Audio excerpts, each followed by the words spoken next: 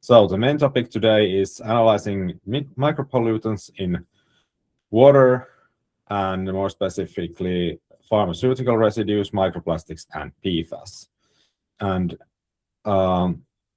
so today's agenda includes first a short introduction to the micropollutants in urban wastewater treatment, and more specifically in the scope of new EU Directive 2024/3019. And then we take a little deeper dive into the analytics of pharmaceutical residues in wastewater, microplastics in wastewater, PFAS in wastewater, and also then tell you a bit about sampling and storage of samples in regard of these analytics. And so the new directive 2024/3019 establishes European Union standards for urban wastewater treatment, and it introduces a new focus on micropollutants, especially focuses on pharmaceutical residues, but also mandates monitoring of, for example, microplastics and PFAS. And this new directive, first and foremost, extends the original EU Urban Wastewater Treatment Directive from 1991 and adds a producer responsibility to the scope. This means that industries responsible for micropollutants, in this case, especially pharmaceutical residues, should fund the infrastructure needed to remove them in the wastewater treatment plants. And this will especially impact pharmaceutical and cosmetics industries. And the European Commission will also evaluate the directive by 2033 at the latest, at which point the review will include the possible addition of PFAS and microplastics to the extended producer responsibility scheme. And then Meeri will continue with more about the wastewater treatment directive. Yes, thank you, Anssi. So the Urban Wastewater Treatment Directive introduced guidelines for the removal of nutrients, especially nitrogen and phosphorus, and of course pharmaceutical residues. In addition to these, the directive lists other pollutants such as heavy metals, PFAS compounds, and microplastics that should be monitored and reported. And in general, directive guide member states to analyze pollutants that are generally found in wastewater samples. The requirements and deadlines have been outlined for the member states, for example, regarding biological treatment, nutrient removal, and micropollutant removal. The requirements and deadlines depend, for example, on the population equivalent of the urban wastewater treatment plant and the nature of the area where the treated wastewater is discharged. Then a couple of more words about the directive and pharmaceutical residues.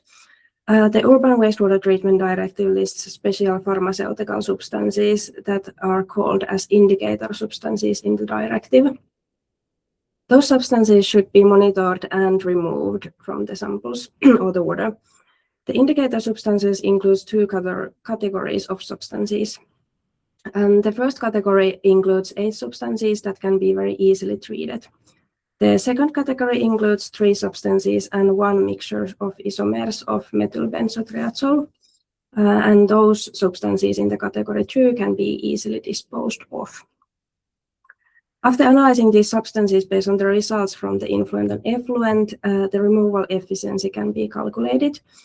The minimum percentage of removal in relation to the load of the influent should be at least 80%.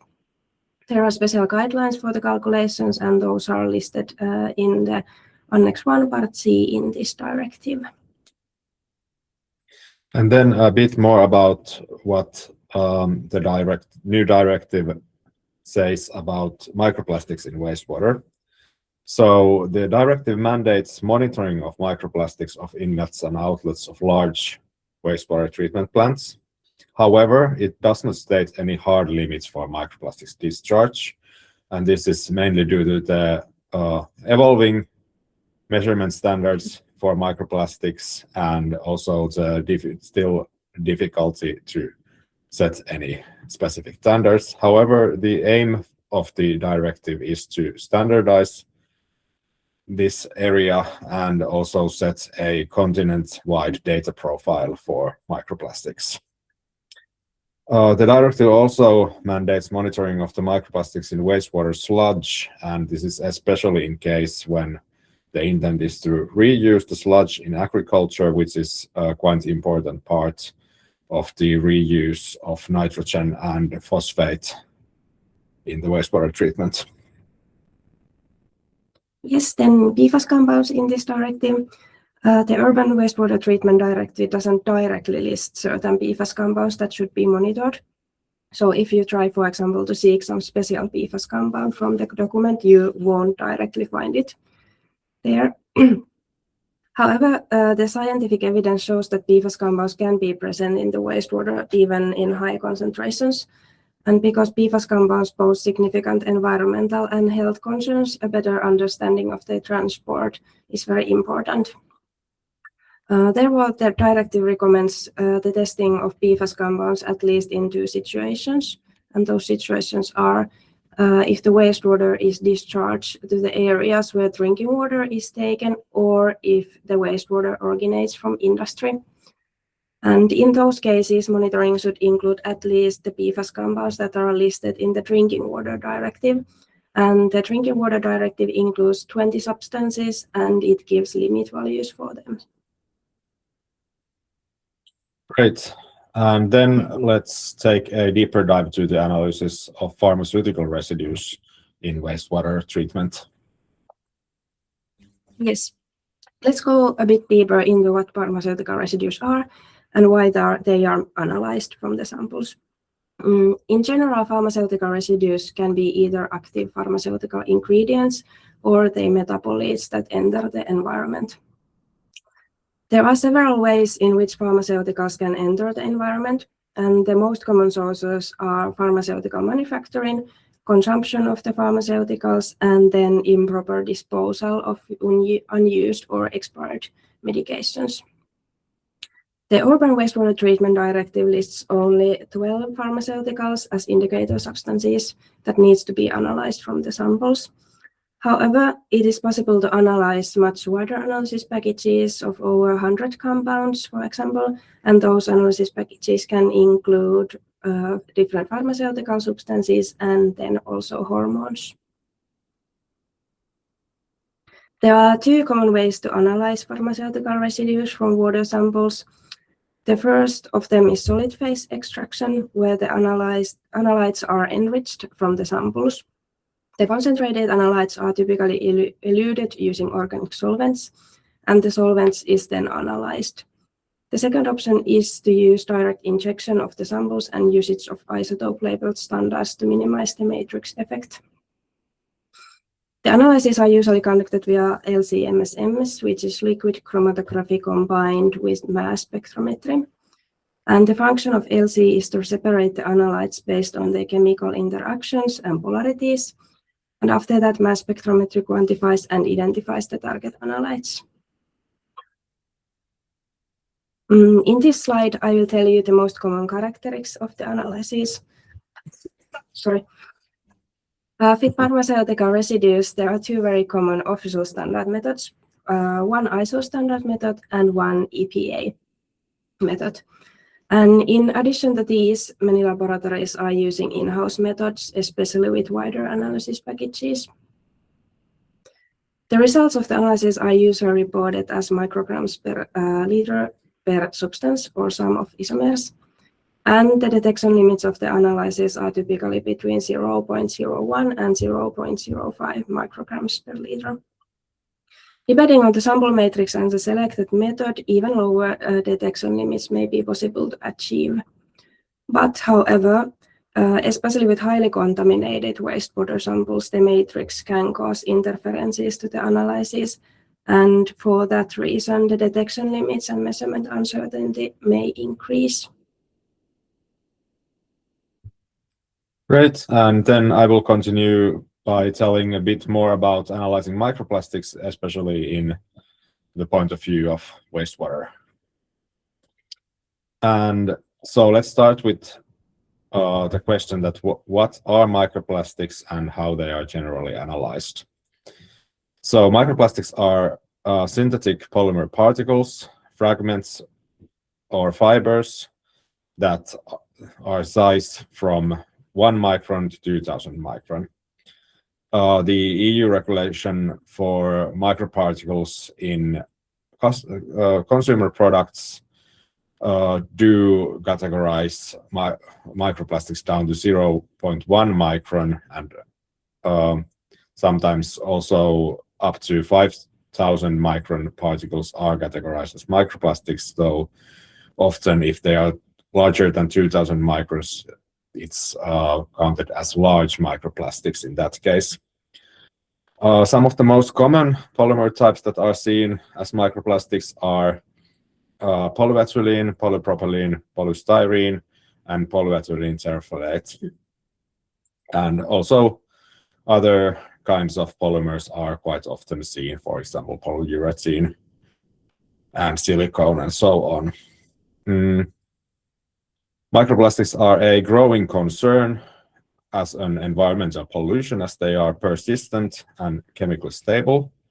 And there's also possible health and environmental issues. However, these are still quite poorly understood, but the current research do show that it's possible that they cause, for example, endocrine disruption, cardiovascular diseases, and metabolic disorders in the long run for humans. The human health concerns are especially related to the small microplastics that are smaller than 50 microns. And also nanoplastics, which are still quite complicated to research, but the field is developing rapidly. And then a bit more about the techniques that can be used to study microplastics. There's two main categories for the analysis methods, and those are microspectroscopic methods and thermoanalytical methods. Microscopic methods combine microscopy and vibrational spectroscopy to analyze particles, and thermoanalytical methods use thermal decomposition for the microplastics to quantify different polymers based on the evolved gases after the thermal decomposition, and that's carried out usually with the gas chromatography mass spectrometry. And the microspectroscopic methods provides particle-based data, and thermoanalytical methods provide the concentration of the polymer in mass in the sample or aliquot. Both approaches are robust methods, but due to the different approaches for the methods, they suit quite different kinds of analysis needs for the best. And micro-Raman is generally not recommended for wastewater samples and wastewater treatment plant sludge samples due to the fluorescence interference, slow mapping speed, and high noise from the organic particle content. However, we will take a closer look at the micro-FTIR, pyrolysis GCMS, and TED GCMS methods, which are all quite good methods for the analysis of wastewaters. So let's start with the micro-FTIR.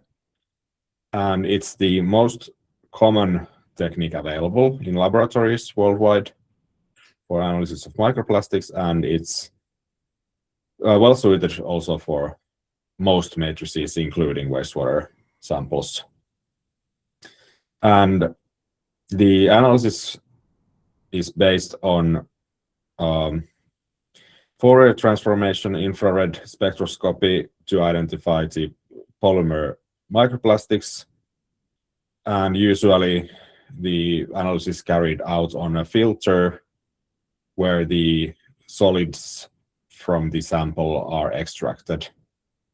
So in case of wastewater samples, usually the wastewater sample is first treated with hydrogen peroxide digestion to get rid of most of the natural organic matrices from the sample.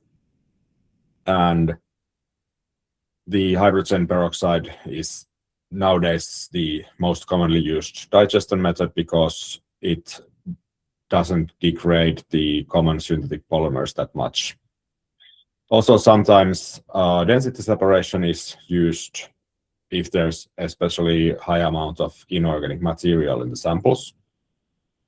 And after the digestion, the samples are filtered. There's different kinds of filters used, sometimes aluminum oxide filters, sometimes metal, for example, steel mesh filters is also quite common.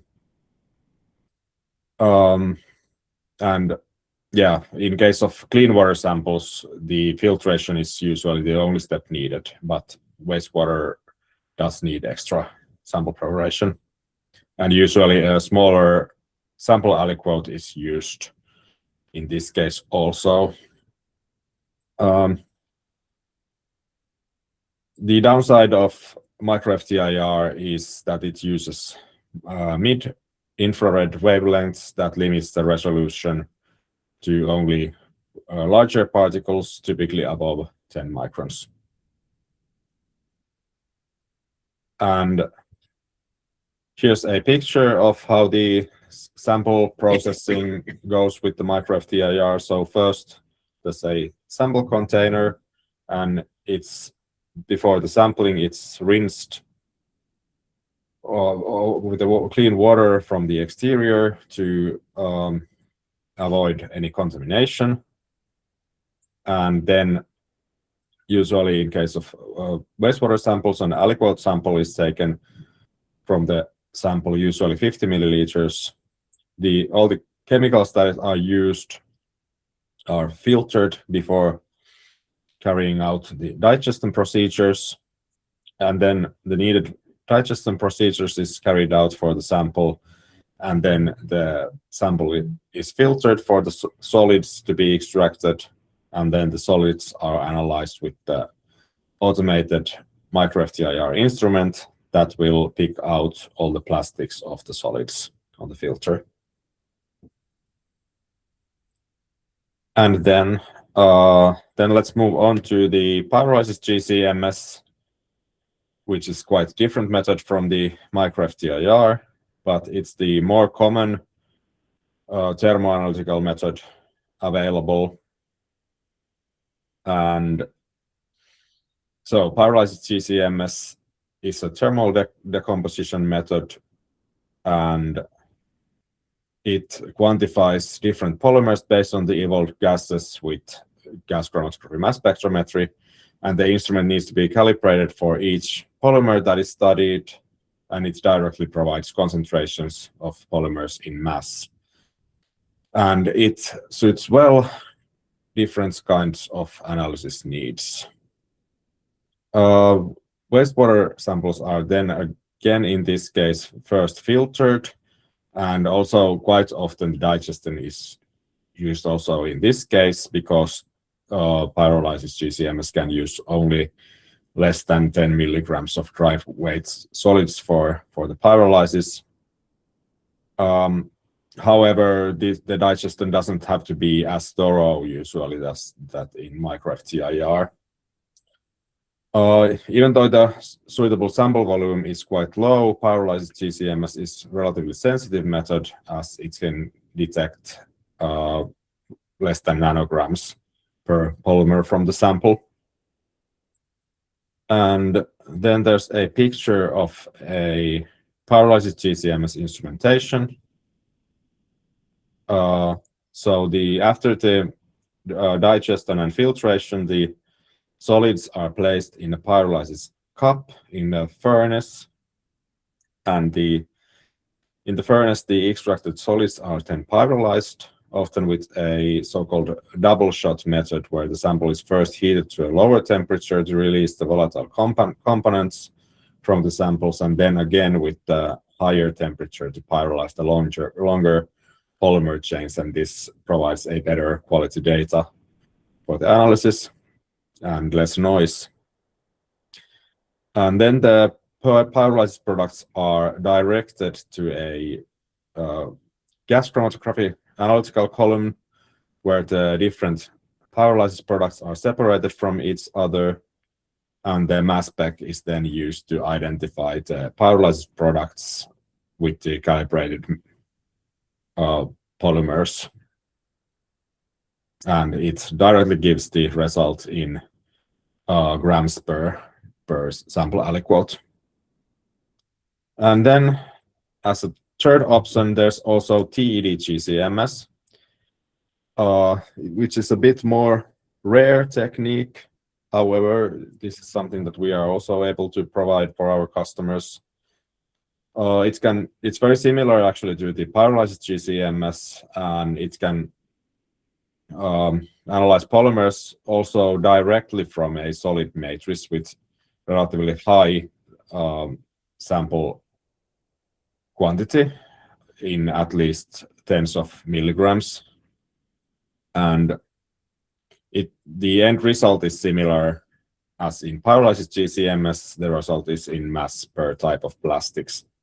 And usually no oxidative digestion is needed in this case. Of course, in water samples, it needs to be still filtered or dried. But due to the high solid content it can take in, it doesn't really need any digestion steps. And instead of sending the gases directly to the GCMS, a solid phase absorber, usually a Tinax tube, is coupled with a TGA. It uses a slow continuous ramp to separate complex matrices instead of distinct thermal shocks that the pyrolysis procedure uses. Then the components caught in the absorber are released with heat and then directed to a GC analytical column with a carrier gas. The TD GCMS unfortunately has a bit lower sensitivity compared to pyrolysis GCMS, usually down to micrograms per plastic type, but this is to some extent compensated with a larger aliquot size that can be used in this case. And also, as no oxidative digestion is needed, there's less any possibility that something gets digested during the digestion step. Also, for the both pyrolysis GCMS and TD GCMS, downside is that only certain plastic types can be analyzed, and they have to be known beforehand to calibrate the instrument for those certain plastic types. However, if basically the polymer profile of the sample is already known, then this is the best way to quantify really the amount of plastics in the samples. And then let's move on to the analyzing PFAS in wastewater samples, and Meeri will continue on that. Yes.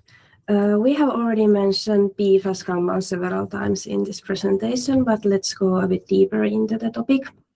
PFAS compounds, more accurately per- and polyfluoroalkyl substances, are actually a very large group of compounds. The group of PFAS compounds includes thousands of different compounds. And the PFAS molecules consist of an alkyl chain where hydrogen atoms are partially or fully replaced with fluorine atoms. PFAS compounds are widely used in industry and consumer products, since those compounds can improve certain properties of the products, such as water, grease, and heat resistance. Because the PFAS compounds include carbon-fluorine bonds, those make the substances extremely difficult to break down. You all may have heard the term forever chemicals, and this is the background of the name. Since the PFAS compounds are extremely difficult to break down, they are started to accumulate in the environment, organisms, and humans, causing significant health risks.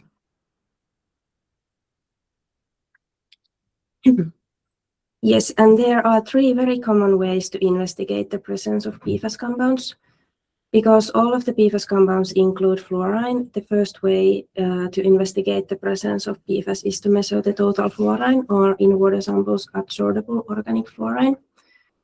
The second analysis option is targeted PFAS analysis, and the third option is the total oxidizable precursors assay to study the PFAS precursors. The fluorine analysis is a super useful analysis to investigate the general situation of the presence of PFAS. The result shows how much fluorinated compounds there are in the samples.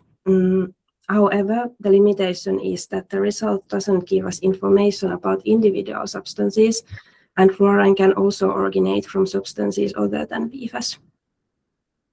The targeted PFAS analysis is probably the most common analysis of water samples, and in that analysis, selected PFAS compounds can be identified and quantified.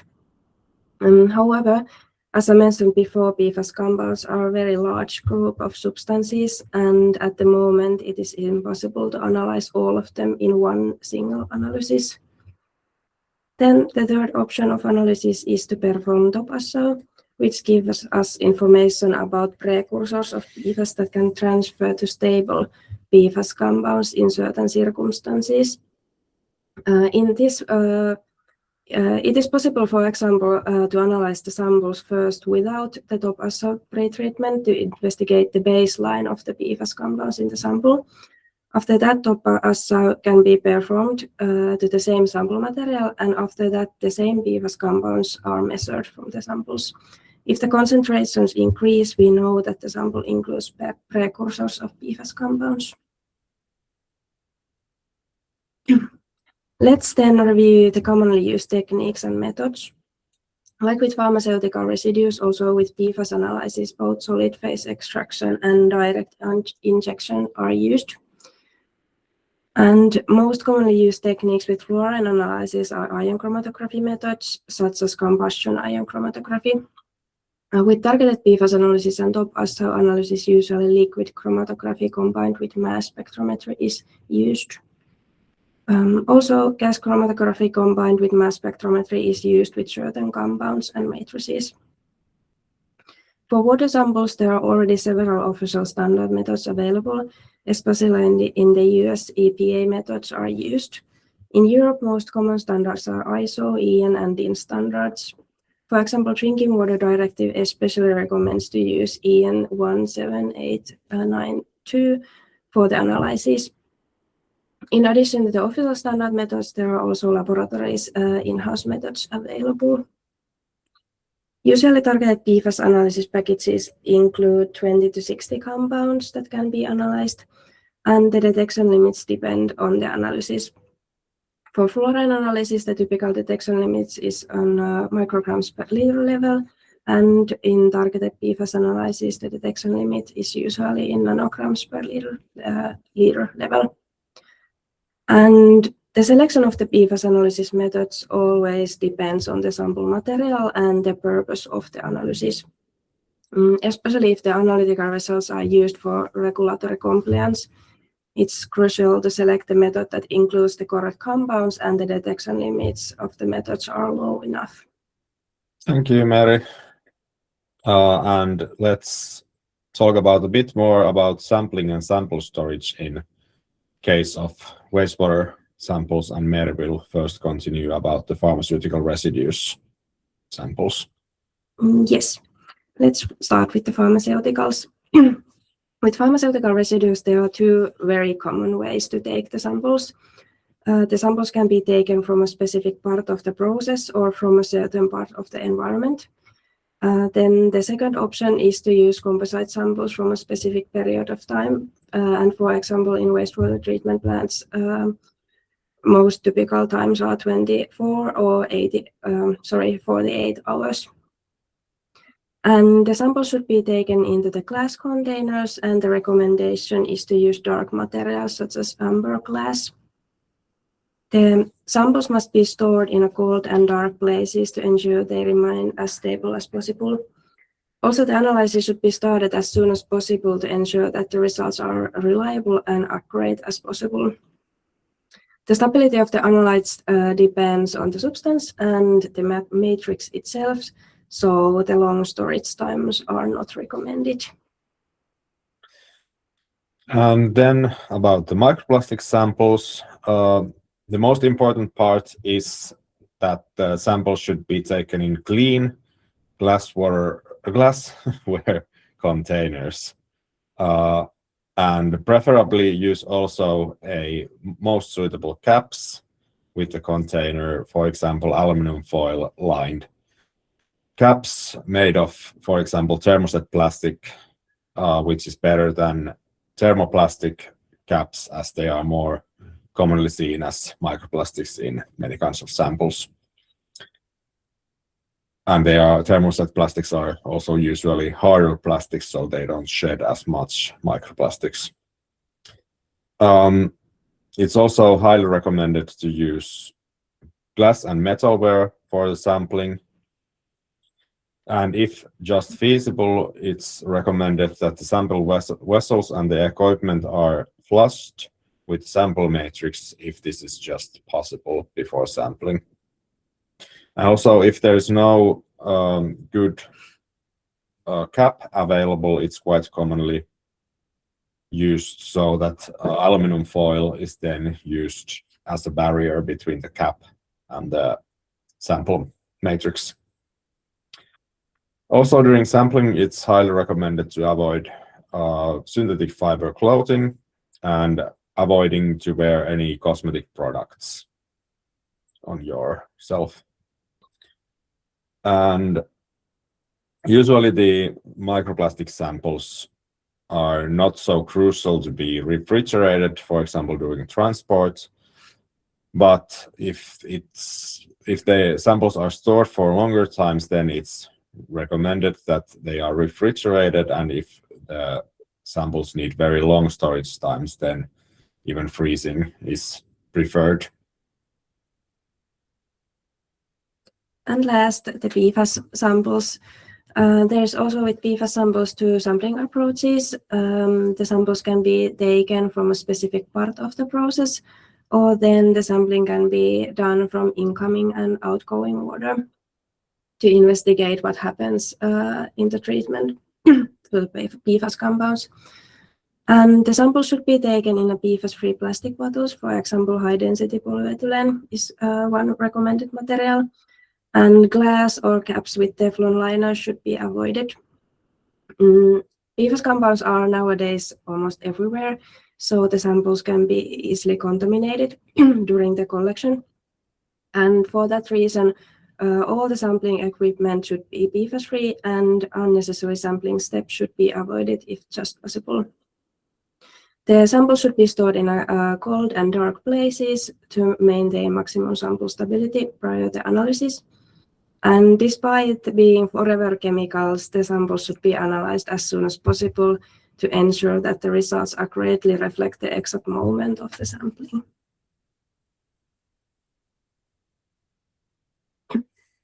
Great. And then we had some pre-submitted questions, and we picked here a couple of ones, and we'll next answer those.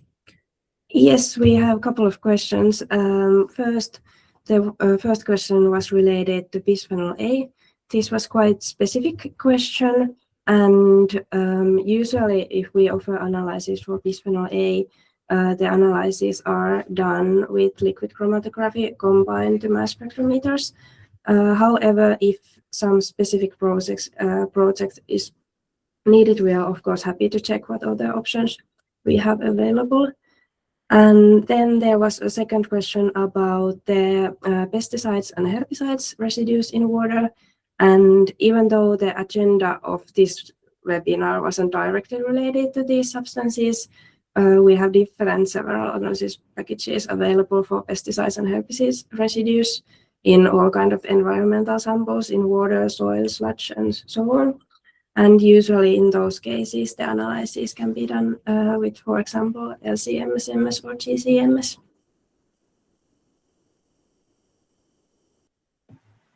Yes, then I think we can move on to the live questions. We have a hand raise, and I'm not sure if you, Alema, are able to open your microphone, but if you want to ask a question live, then feel free to do so.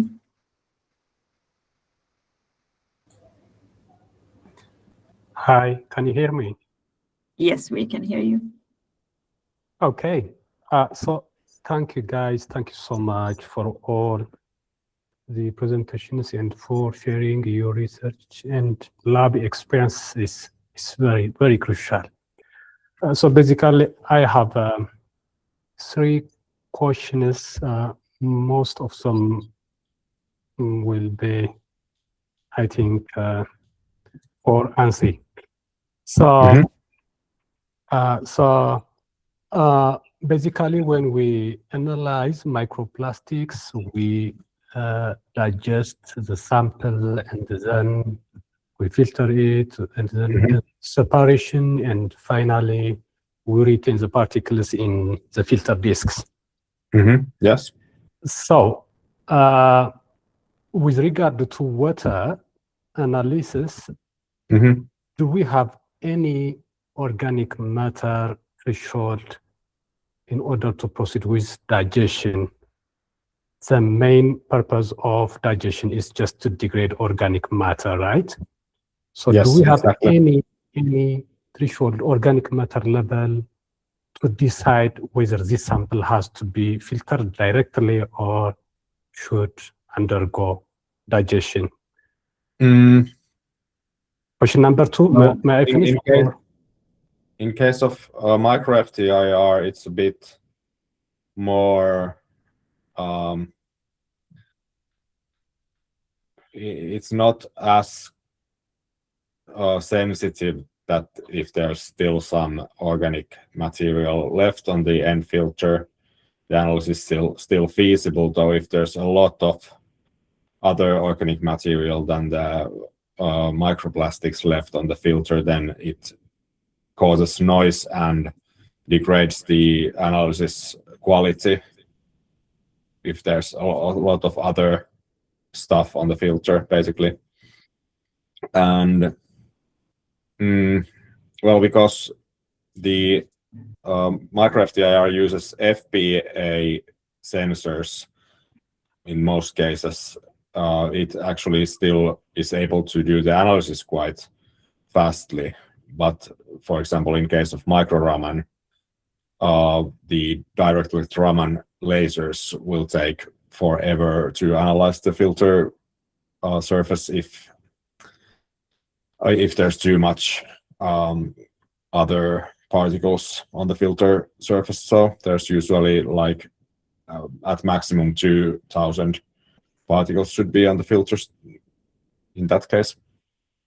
But there's no certain limit in that case. Our laboratory usually does some pre-testing on the sample and then decides which kind of approach is the best for each sample.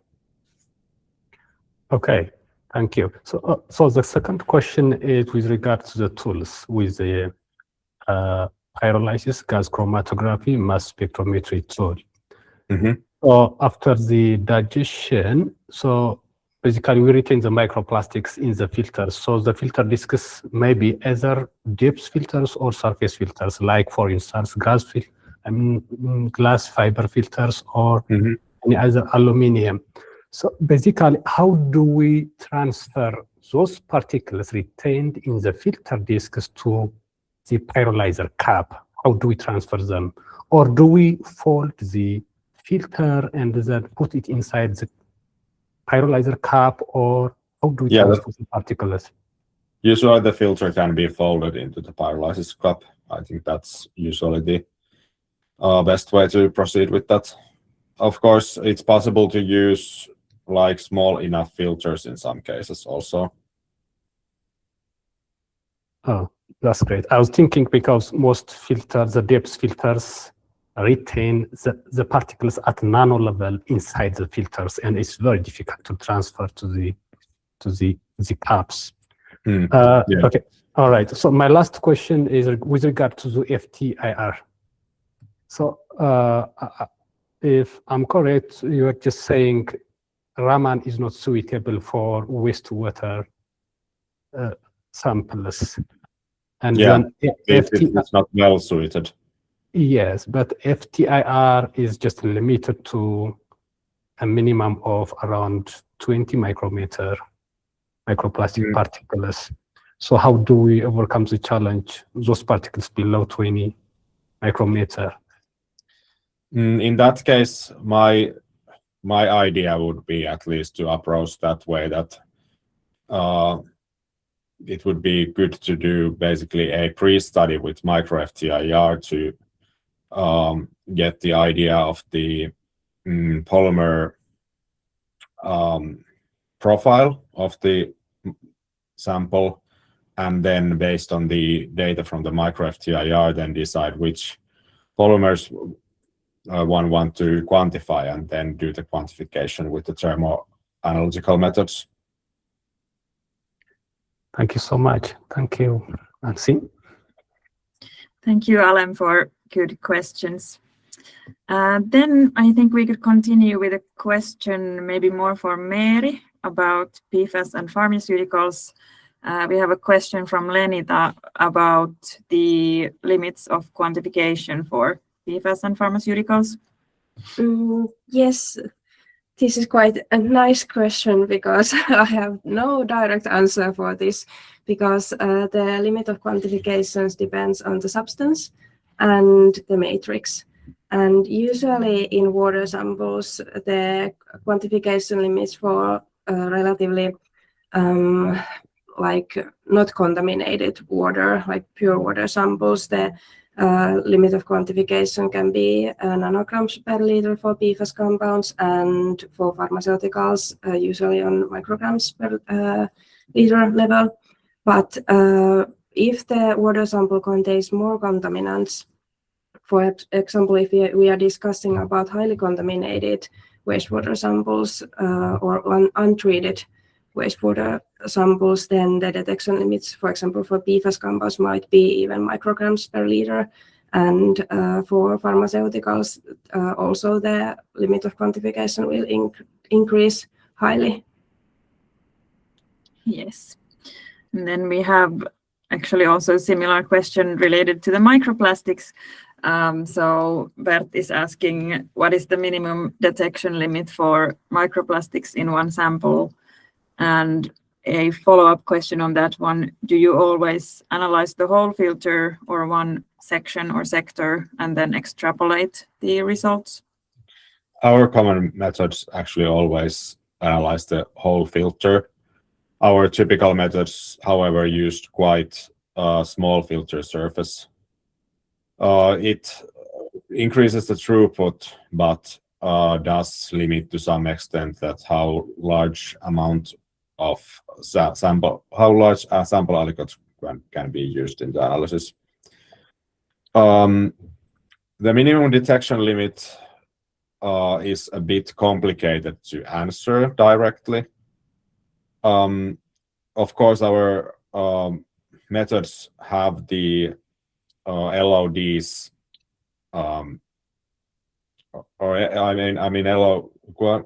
limit of quantification determined for them. That's like basically the idea is that what is the background from our laboratory and sample processing. Yes. So that's what it's mainly measuring. Then again, basically the micro FTIR is able to detect any particle that is like large enough for it to detect from the sample or the filter surface. So there's basically, it's one particle there. detection limit in that case from like up from the certain size. However, then again, if you look it from like point of view of particles per liter, then it's of course highly depends on how large aliquot we are able to use for the sample preparation, and the like more dirt there is in the water, then the smaller the aliquot unfortunately have to be. Yes. Then we had a question from Alexei about the prices of different PFAS analysis. I actually shared a link in the chat that goes to our website that has listed the most popular PFAS analysis and their prices and other details as well. So you can take a look at that, and we are of course always happy to make a custom offer for your specific situation. Then we have an interesting question from Oliver, also about microplastic stuff, that there has been a recent study highlighting glove contamination leading to false positives when using microRaman and microFTIR for microplastic analysis. So what kind of gloves would be recommended to use when sampling for microplastics, or is it better to not use any gloves at all, or what is your recommendation, Anssi? I would recommend it rather using at least some kind of gloves. I think our laboratory, we have different partners that are doing for us microplastics laboratories, but as far as I know, we're using nitrile gloves that have been proven in our laboratory studies to be quite free of contaminations. In this case, it's actually quite interesting study. As far as I remember and understood this study, it wasn't actually microplastic shedding from the gloves itself, but it was rather that there was slipping agents in the gloves that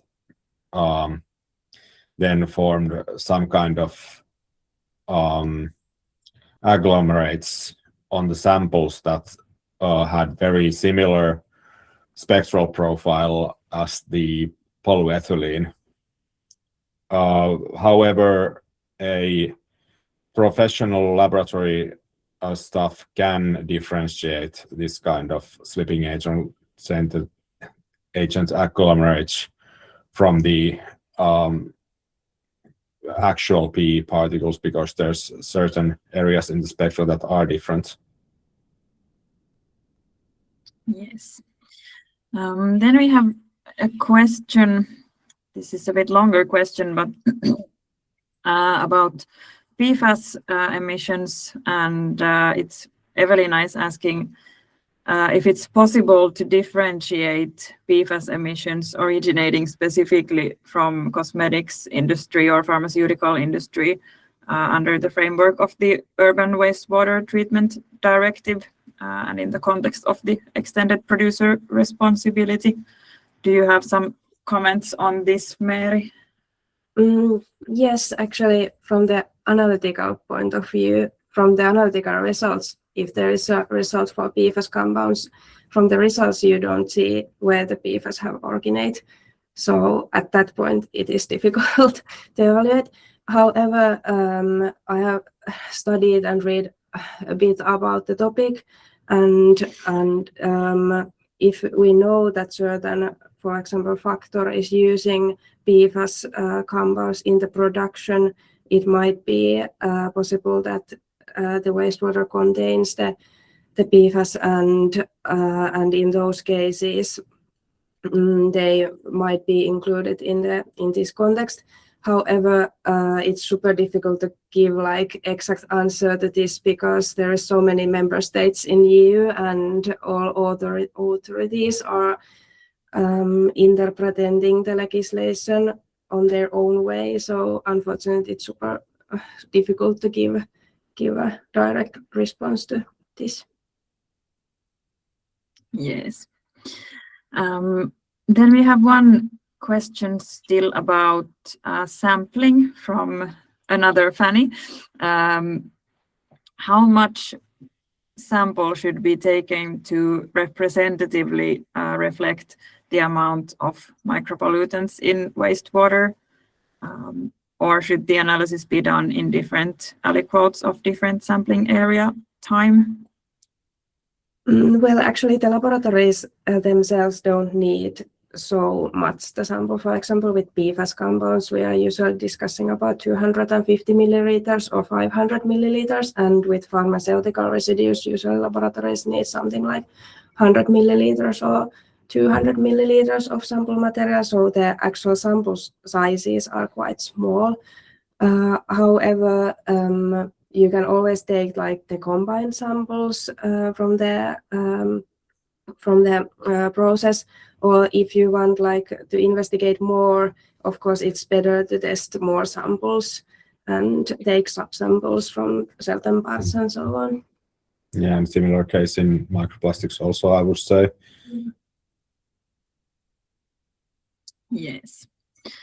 Well, we are coming to the end of our 1 hour time slot, and we have gone through pretty much all of the questions that we had as well, so excellent timing.